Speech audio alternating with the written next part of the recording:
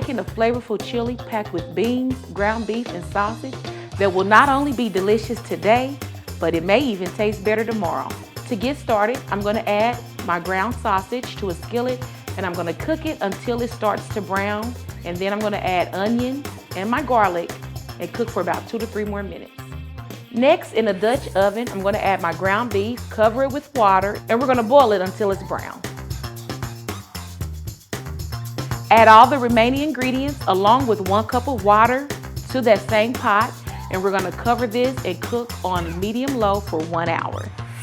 You want all those flavors to meld together, and you want it to get that nice thick chili consistency.